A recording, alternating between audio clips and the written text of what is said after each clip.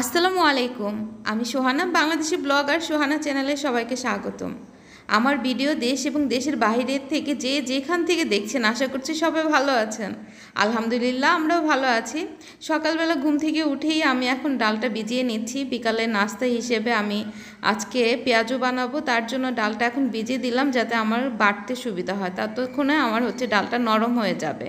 তো আমি এখানে আপনার ভাইয়ার নাস্তা রেডি করছি। আমি উঠে আপনার পরোটা ভেজে নিয়েছি, আর এই ভাজিটা আমি রাত্রে করে রেখেছিলাম। এই ভাজিটা পেঁপে, আলু আর বুটের ডাল তিনটা মিক্স করে আমি একটা ভাজি করেছি হোটেল স্টাইলে। হোটেলে যেমন পাঁচফোড়ন দেয়, আমি পাঁচফোড়নটা দিইনি, ও পাঁচফোড়নটা পছন্দ করে না, তাই এখানে কালিজিরা দিয়ে আমি এই ভাজিটা বানিয়েছিলাম। আর এখানে আগের দিন গরু রান্না করেছিলাম, সেটারই একটু কিছু তরকারি ছিল, ওকে দিয়ে দিচ্ছি। ও যেটা দিয়ে পছন্দ করবে সেটা দিয়েও খেয়ে নেবে। তো এখানে আমি ওকে নাস্তা দিয়ে এসে এখানে আমি ঘরটা গুছিয়ে নিচ্ছি।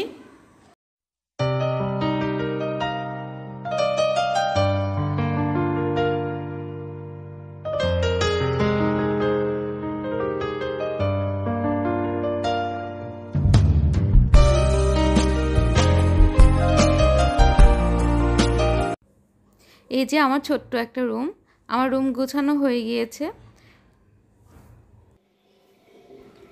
প্রতিদিনের মতোই আজকে আমি কি রান্না করছি তাই দেখাচ্ছি। আর আমি কিছুদিন আগে বাসায় গিয়েছিলাম, মানে আমার আব্বু আম্মুর বাসায়। তো সেখানে যে আমি আর ভিডিও করিনি, ফ্যামিলিকে টাইম দিয়েছিলাম। তো আসার সময় আম্মু আমাকে কিছু মাছ দিয়ে দিয়েছিল, সেই মাছটাই এখন ভিজাচ্ছি। এটা রিঠা মাছ, আর ওই রিঠা মাছটা আমার খুবই পছন্দ, তো জোর করে দিয়ে দিয়েছিল। তো বাবা মারা এরকমই হয়, যে আম্মু বলতেছিল যে তুমি বাসায় নেই, খেতে বসলে তোমার কথা মনে পড়ে। তো এর জন্য আম্মু জোর জবরদস্তি দিয়ে দিয়েছিল। আর এখানে আমি শাকটা কেটে নিব।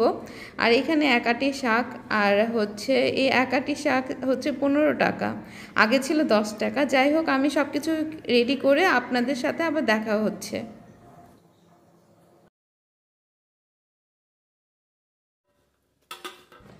চুলাতে আমি আগেই ভাতের জন্য পানি বসিয়ে দিয়েছি, পানিটা ফুটে চলে এসেছে। তার জন্য আমি এখন তাড়াতাড়ি চাল ধুয়ে তারপর ফুটন্ত পানিতে আমি এখন চালটা দিয়ে দিব। আর গ্যাস থাকে না, তার জন্যই আমি আগে থেকে পানি ফুটিয়ে নিই, তাহলে আমার খুব তাড়াতাড়ি ভাতটা হয়ে যায়। তো আপনার ভাইয়া এদিকে নাস্তা করে বের হয়ে গিয়েছে, আমিও নাস্তা করে নিলাম। এর ফাঁকে আমি লাল শাক আর যা যা কুটার তরকারি তা আমি কুটে নিয়েছি। তো এখন আমি চাল ধোয়াটা হয়ে গিয়েছে, আমি চালটা বসিয়ে দিব। তো আমি এই যে পাশের চুলাতে এই যে একটা ফ্রাই প্যান বসিয়ে দিয়েছি, এখানে আমি এখন মাছ ভেজে নেব। আর এটাই রিঠা মাছ। তো বেশি একটা নিইনি, 4 পিস নিয়েছি, দুজন মানুষই। তো যাই হোক, এই যে আমি এই মাছটা আমি এখন ভেজে নিচ্ছি। আর যদি গ্যাস থাকে, রান্না করতে 1 ঘন্টাও সময় লাগে না, কারণ দুইটা তরকারি, ওরকম বেশি একটা সময় লাগে না। এই যে আমার এখনও পানি ফুটে আসেনি। তো যাই হোক, সবে মাত্র গ্যাস আসা শুরু করেছে। আর এদিক দিয়ে আমার মাছ ভাজা হয়ে গিয়েছে। তো আমার বেশি একটা সময় লাগবে না, ভাত হতে যতক্ষণ লাগে।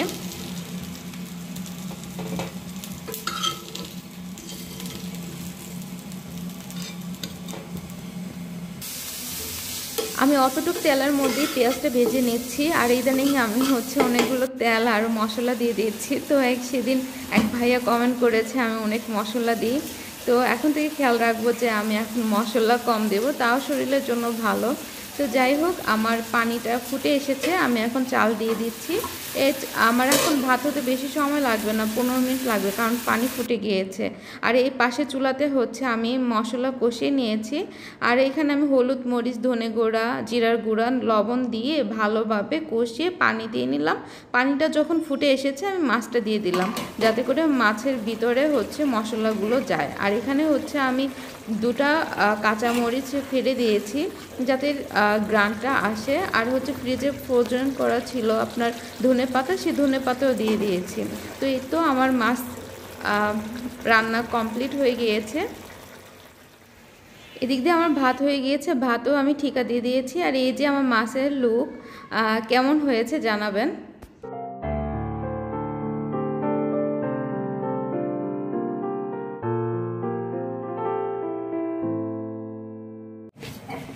এখন বিকাল 4টা বাজে, আমি পেঁয়াজও বানাবো।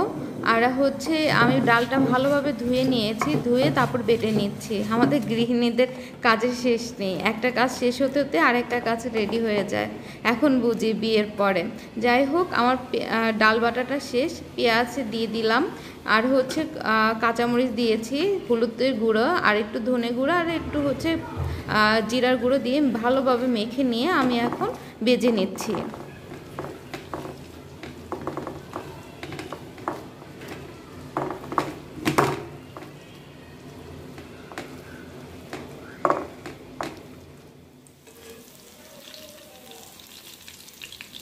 বিকেলবেলা নাস্তা হিসেবে যদি পেঁয়াজু খাওয়া যায়, খুবই মজা, তাই না? পেঁয়াজু, আলু চপ, বেগুনি, এগুলো তো আমার ভীষণ ফেভারেট। আর হচ্ছে মুড়ি ভর্তার জন্য পেঁয়াজু। আর আমি এগুলো এইভাবেই করেছি, আমি আর আপনার ভাইয়ার জন্য। তো যাই হোক, আমার পেঁয়াজু ভাজা হয়ে গিয়েছে আর মুচমুচেও হয়েছে, আর খেতে মাশাল্লাহ আলহামদুলিল্লাহ খুব টেস্টি হয়েছে। কেমন হয়েছে বলুন তো দেখি। আজকের ভিডিও এখানে শেষ করছি। সবাই ভালো থাকবেন, সুস্থ থাকবেন। আল্লাহ হাফেজ। আসসালামু আলাইকুম।